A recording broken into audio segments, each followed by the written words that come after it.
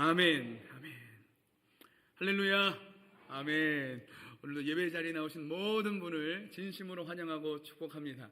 오늘도 우리에게 꼭 필요한 은혜 주실 줄 믿습니다. 지난 한 주간 동안 말씀을 준비하는데요, 하나님께서 제 마음을 자꾸 이렇게 치시는 것 같은 느낌이 들었어요. 영신아, 명진아, 이렇게 자꾸 이렇게 치시는 느낌이 들었어요. 왜 그러실까? 왜 그러실까? 이게 무슨 마음일까? 그런데 또 때가 이렇게 또 1년이라는 시간이 또 지나고 보니까요, 하나님이 저에게 주시고 싶은 마음이 있으신 것 같더라고요. 그러면서 생각났던 그 표현이, 단어가 초심이라는 단어였습니다. 그래서 원래는 오늘 주일 말씀을 준비했던 말씀이 있었지만, 잠시 그 말씀은 다음으로 내려놓고 주신 마음에 또 합한 그런 말씀을 준비하면 좋겠다 해서 처음 이 강단에서 여러분과 만났을 그때 우리가 나누었던 본문 말씀이 오늘 말씀인데요, 그 말씀을 들고 서게 됐습니다. 우리에게 주신 말씀, 우리 교회를 향한 하나님의 말씀인 줄 믿습니다. 여러분, 아드 폰테스라는 얘기를 들어보셨을 겁니다. 제가 전에 한번 드리기도 했습니다. 근원으로 돌아가자, 원천으로 돌아가자는 뜻의 라틴어인데요, 무언가가 불안하고 흔들릴 때 사람들은 새로운 것을 찾습니다. 새로운 방법, 새로운 전략, 새로운 프로그램 등등등 그런 걸 찾죠. 그런데 때로는 새로운 것이 필요한 게 아니라 오히려 오히려 기본으로 돌아가는 것이 필요하기도 합니다. 한때 큰 위기를 맞았던 미국의 스타벅스 이야기가 있습니다. 최근 우리나라에서도 스타벅스가 어려움을 겪기도 했는데요, 회사가 급격하게 성장하면서 매장은 많아졌지만 정작 가장 중요한 것을 잃어가고 있다는 사실을 몰랐어요. 커피 업체가 커피를 중요하게 생각해야 되는데 이 커피 말고 디저트, 빵 이런 거에 너무 관심을 기울이다 보니까 정작 중요한 이 커피를 잊고 있었던 거죠. 어느새 손님들은 떠나가고 매출과 주가는 뚝뚝 떨어지고 심각한 위기를 만나게 되었습니다. 그때 회사의 창업주 하워드 슐츠는 과감한 결정을 내리는데요, 미국 전역 7,000개 이상 매장을 3시간 동안 전부 다 닫게 했습니다. 그리고서 바리스타들을 다시 교육합니다. 우리가 왜 존재하는가? 우리 기업이 추구해야 할 가치는 무엇인가? 그 시간에 그 질문을 던지고 함께 고민하고 그 기본을 위하여서 노력한 시간이었습니다. 더 많은 매장을 만드는 것보다 중요한 것이 있었다는 거죠. 더 많은 메뉴를 만드는 것보다 중요한 것이 있었다는 말입니다. 커피를 제대로 만드는 것. 커피 회사에서 이 커피 맛이라는 본질, 이 본질로 다시 돌아간 거죠. 사랑하는 성도 여러분, 오늘 이 질문을요, 우리 교회 또 우리 상황에 맞춰서 한번 이렇게 우리도 질문해 보았으면 좋겠습니다. 여러분, 교회는 왜 존재할까요? 교회가 세상 속에서 반드시 있어야 하는 이유가 무엇일까요? 세상이 줄 수 없고 학교가 줄 수 없고 기업이나 돈이나 문화가 줄 수 없는 오직 교회만 줄 수 있는 것이 있다면 그것이 무엇일까요? 바로 복음입니다. 죄인을 위하여 하나님의 아들이 이 땅에 오셨습니다. 우리가 받아야 할 죄의 형벌을 다 대신 지시고 십자가에서 죽으셨습니다. 그리고 사흘 만에 죽음을 이기시고 우리의 구원을 위하여서 다시 살아나셨습니다. 그러므로 누구든지 그 예수 그리스도를 믿는 자에게는 죄사함과 영원한 생명이 있는 줄 믿습니다. 로마서 1장 16절에서 사도 바울은 이렇게 고백합니다. 같이 읽어볼까요? 시작. 내가 복음을 부끄러워하지 아니하노니 이 복음은 모든 믿는 자에게 구원을 주시는 하나님의 능력이 됨이라. 아멘. 사랑하는 성도 여러분, 예수가 그리스도 되시는 줄 믿습니다. 이것이 바로 교회가 반드시 지켜야 하는 그것, 교회가 목숨처럼 지켜야 하는 그 본질, 바로 복음입니다. 그런데 여기에서 질문이 하나 생깁니다. 그렇다면 인간은 왜 복음이 필요한 존재일까? 아니, 복음 없이도 살아가는 사람 많은 것 같은데 왜 복음이 인간에게 필요한 것일까? 성경은 인간의 문제를 단순히 환경의 문제라고 말하지 않습니다. 교육의 문제, 건강의 문제, 돈의 문제 이런 거 아닙니다. 인간에게는 그보다 훨씬 더 근본적인 문제가 있었습니다. 바로 죄의 문제입니다. 로마서 3장 23절 제가 읽어드립니다. 모든 사람이 죄를 범하였음에 하나님의 영광에 이르지 못했더라. 이사야 59장 2절은 우리가 같이 읽어봤으면 좋겠는데요. 같이 읽어볼까요? 시작. 오직 너희 죄악이 너희와 너희 하나님 사이를 갈라놓았고 너희 죄가 그의 얼굴을 가리어서 너희에게서 듣지 않으시게 함이니라. 아멘. 죄는 하나님과 우리 사이를 끊어놓았습니다. 죄는 우리의 생각을 병들게 하고 관계를 무너뜨리고 욕망을 뒤틀어 놓습니다. 그리고 그 죄의 마지막에는 죽음이라는 것이 있습니다. 알고 보니 인간은 단순히 조금 부족한 존재가 아니라는 말입니다. 소망이라고는 눈꼽만큼도 찾아볼 수 없는 그런 절망의 상태였습니다.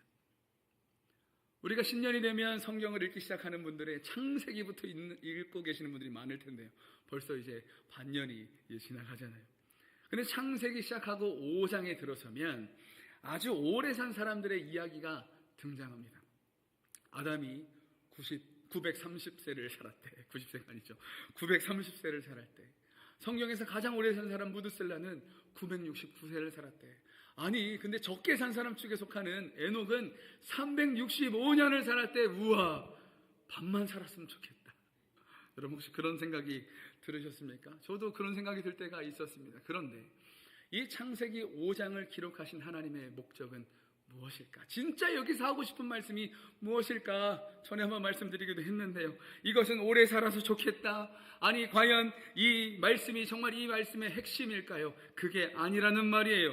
창세기 5장에서 하나님께서 진짜 하고 싶으신 말씀은 하나님과 끊어진 인생, 죄로 물든 인생은 소망이 없단 말을 지금 하고 계시는 겁니다. 300년을 살아도 500년을 살아도 심지어 969년을 살아도 모든 사람은 죽는다는 것을 말씀하고 계시는 거예요. 이 죽음을 벗어날 수 있는 인생은 한 사람도 없음을 하나님께서는 지금 성경을 통해 말씀하고 계시는 겁니다.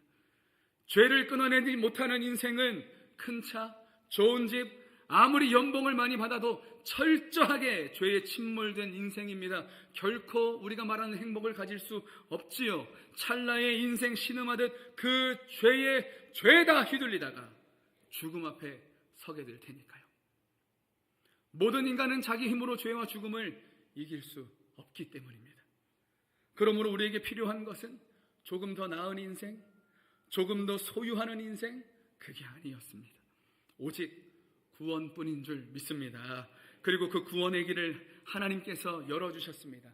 예수 그리스도라는 복음으로 활짝 열어주신 줄 믿습니다. 요한복음 3장 16절 제가 읽어드립니다. 하나님이 세상을 이처럼 사랑하사 독생자를 주셨으니 이는 그를 믿는 자마다 멸망하지 않고 영생을 얻게 하려 하심이라. 아멘. 사도행전 2장 36절은요 이 사도 베드로의 쩌렁쩌렁 울리는 목소리가 여기 적혀 있는데요. 이건 우리 같이 읽어봤으면 좋겠습니다. 함께 읽어봅니다. 시작. 그런즉 이스라엘 온 집은 확실히 알지니 너희가 십자가에 못 박은 이 예수를 하나님이 주와 그리스도가 되게 하셨느니라. 아멘.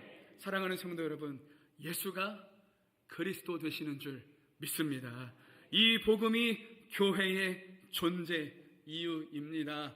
이 복음이 없으면 교회가 있을 이유가 없습니다. 이것이 교회를 교회답게, 성도가 성도답게 되는 교회의 본질인 줄 믿습니다. 사랑하는 성도 여러분, 혹시 제가 이 자리에서 헛소리를 하거나 하나님의 말씀이 아닌 저를 위한 말씀을 전하거나 제가 하나님을 모르고 하나님을 무시하고 저의 말을 전한다면 여러분, 저에게 말씀해 주셔야 합니다. 그러시면 안 된다고. 당신이 목사냐고. 당신이 그러시면 안 된다고. 저에게 말씀해 주셔요.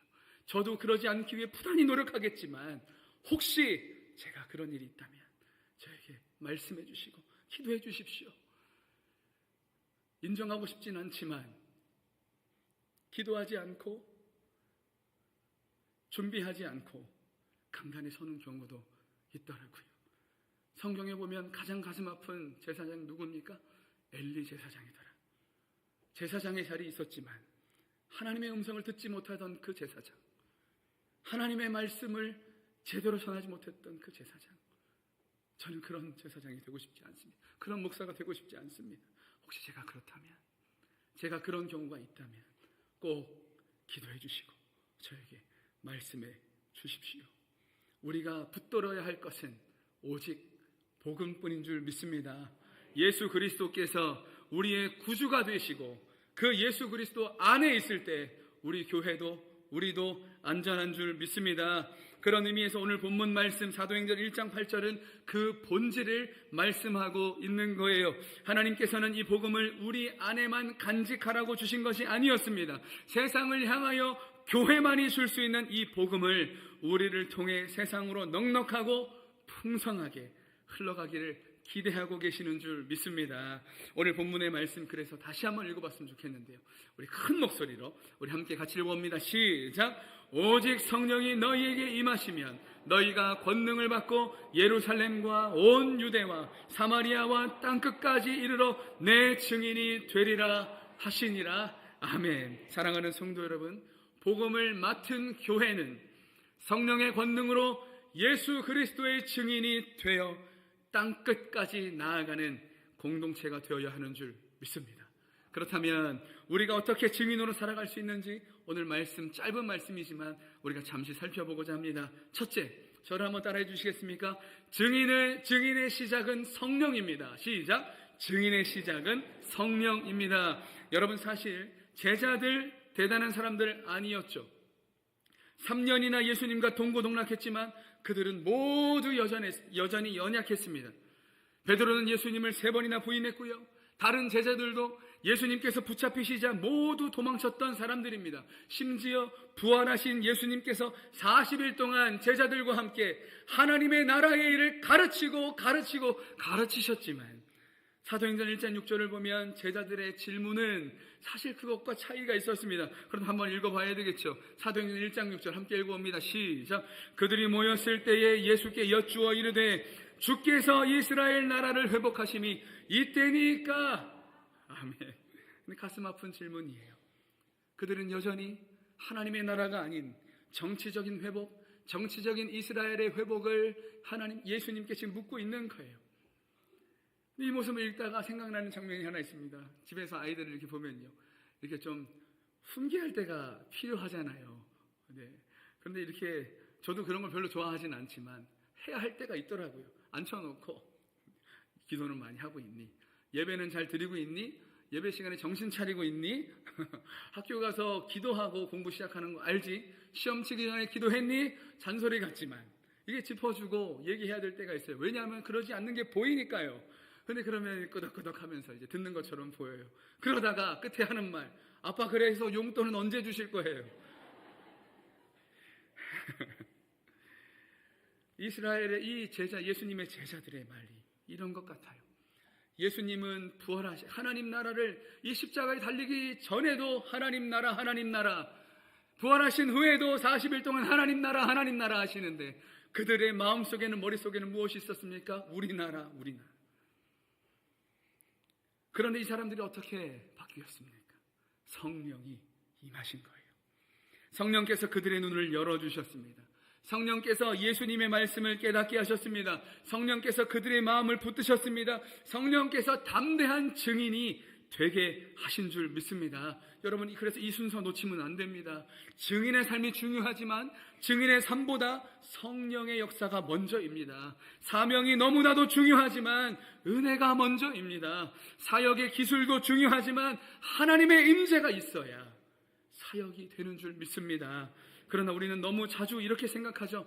내가 믿음이 좋아야 하나님께 쓰임 받을 텐데, 내가 말을 잘해야, 내가 성경을 좀 더 알아야 복음도 전하고 전도도 할 텐데, 그래서 자꾸만 나만 봅니다. 나만, 내 능력, 내 성격, 내 부족함, 내 상황.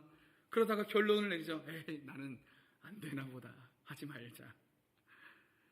여러분, 하지만 중요한 것은 무엇입니까? 우리의 능력이 아닙니다.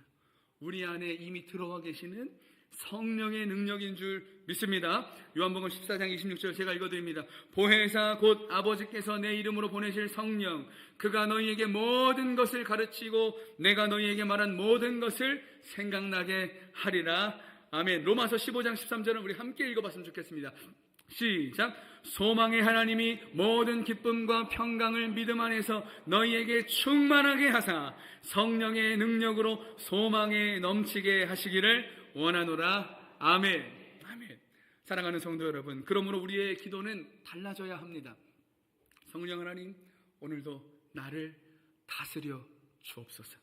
악한 마귀 틈타지 못하도록 내 안에 충만하게 역사해 주시고 내 생각과 말과 행동을 주장해 주셔서 내 뜻대로, 내 마음대로, 내 감정으로 살지 않게 하시고 성령의 인도하심을 따라 살게 해 주옵소서. 그리고 내 삶을 통해 내가 드러나는 것이 아니라 예수 그리스도가 드러나게 해 주옵소서. 이것이 저와 여러분의 매일의 고백이 될 수 있기를 축복합니다. 두 번째, 성령의 권능은 우리를 예수님의 증인이 되게 합니다. 본문을 다시 한번 읽어볼 텐데요, 중간에 잠깐 생략하고 이 부분만 읽어보겠습니다. 시작. 오직 성령이 너희에게 임하시면 너희가 권능을 받고 내 증인이 되리라 하시니라. 아멘. 아멘. 여러분, 여기서 권능이라는 말은 헬라어로 디나미스라는 단어예요. 능력, 힘이라는 뜻인데요, 여기서 영어 다이너마이트가 나왔어요. 그런데 여기에서 성령의 권능을 말할 때 우리가 오해하지 말아야 할 것이 있습니다. 이 성령의 권능은 단지 신비한 체험이나 기적을 행하는 정도로만 생각해서는 안 된다는 거예요. 물론 사도행전을 보면 정말 다이너마이트 같은 성령의 역사 가운데 귀신도 떠나가고 병든 사람이 낫고 죽은 자도 살아나지 않습니까? 놀라운 표적이 일어납니다. 그러나 그것이 성령의 권능보다는 그 모든 기적들은 성령의 권능 끝에 따라오는 하나님의 역사, 하나님의 은혜더라. 그러나 예수님께서 성령의 권능을 약속하신 가장 분명한 목적이 오늘 말씀에 나오는데, 저를 한번 따라해 주시겠습니까? 내 증인이 되리라. 다시 한번요. 내 증인이 되리라. 아멘이십니까? 아멘. 우리가 증인된 삶을 살아갈 때 기적도 표적도 우리 삶 끝에 하나님이 베풀어 주시는 은혜인 거예요. 왜 권능을 주셨다고요? 예수님의 증인이 되게 하시려고 말이죠. 왜 성령께서 역사하신다고요? 예수를 드러내게 하시려고. 사랑하는 성도 여러분, 성령의 권능은 나를 유명하게 만드는 능력이 아닙니다. 나를 대단한 사람으로 보이게 만드는 능력도 아닙니다. 성령의 권능은 언제나 예수님이 드러나는 능력인 줄 믿습니다. 그래서 우리를 통해 드러나는 분은 예수님이셔야 돼요. 그래야 해서 우리를 통해 보여지는 분은 예수님이셔야 돼요. 그래서 사도 바울은 고린도후서에서 뭐라고 합니까? 여러분을 그리스도의 뭐라고요? 편지더라. 편지더라.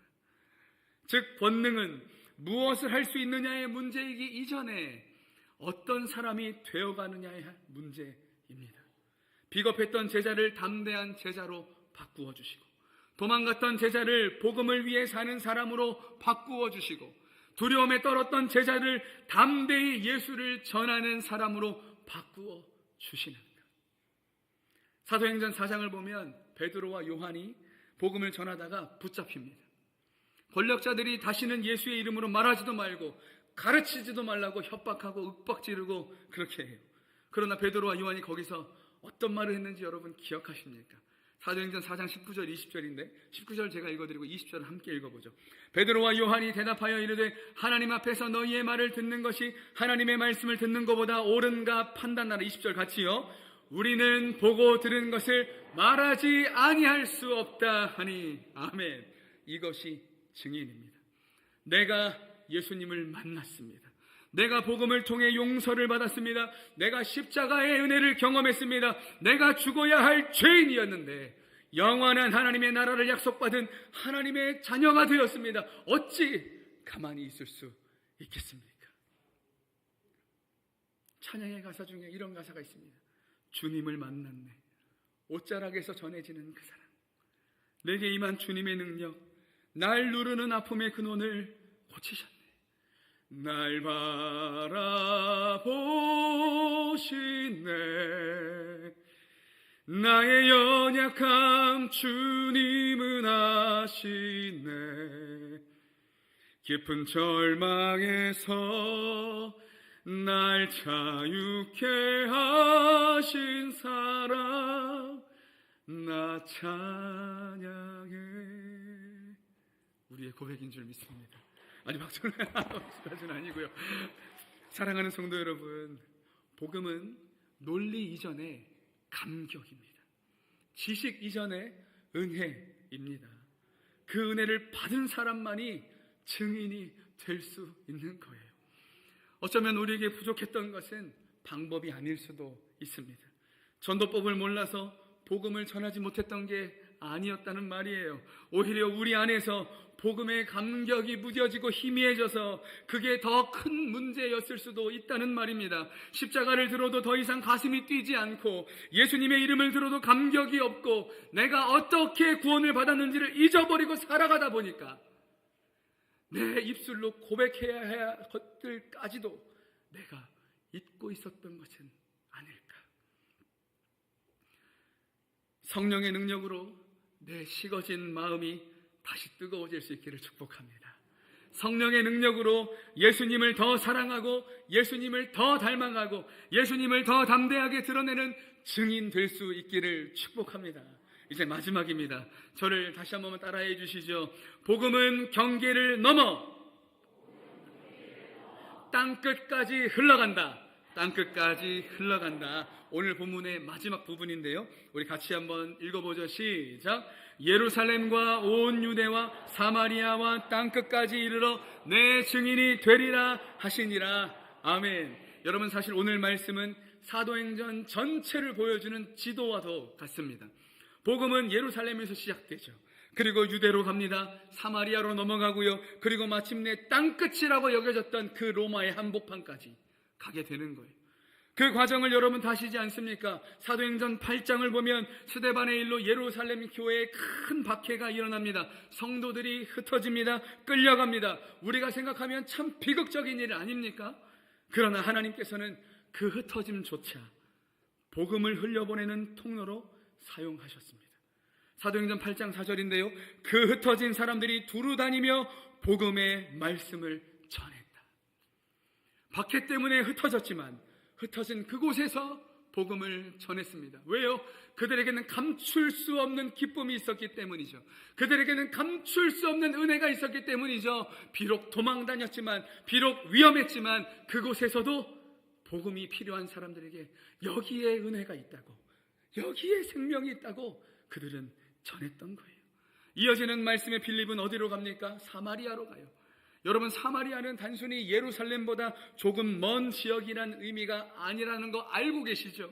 유대인들에게 사마리아는 넘지 못할 아주 높게 쌓여있는 마음의 장벽이었습니다. 가까이 하고 싶지 않았던 사람들, 관계하기 싫었던 사람들, 구원이 없다 말하던 그 사람들. 그런데 성령께서 복음으로 빌립을 그 경계를 넘어가게 하신 거예요. 사도행전 8장 5절인데요, 빌립이 사마리아 성에 내려가 그리스도를 백성에게 전파했다. 그리고 난 다음에 어떤 일이 일어났는지가 참 중요해요. 7절 8절 우리 함께 읽었으면 좋겠는데요, 함께 읽어볼까요? 시작. 많은 사람에게 붙었던 더러운 귀신들이 크게 소리를 지르며 나가고 또 많은 중풍병자와 못 걷는 사람이 나으니 그 성에 큰 기쁨이 있더라. 아멘. 아멘. 사랑하는 성도 여러분, 복음이 흘러가는 곳에는 기쁨이 있는 줄 믿습니다. 죄에 매였던 사람이 자유를 얻습니다. 절망하던 사람이 참 소망을 얻습니다. 그리고 사도행전 마지막 장면에 가면 복음은 당시 세계 중심이었던 로마까지 도달하는데요, 사도행전 이 마지막 장면에서 사도 바울의 모습을 성경은 이렇게 기록합니다. 사도행전 28장 31절 같이 읽습니다. 시작. 하나님의 나라를 전파하며 주 예수 그리스도에 관한 모든 것을 담대하게 거침없이 가르치더라. 아멘. 아멘.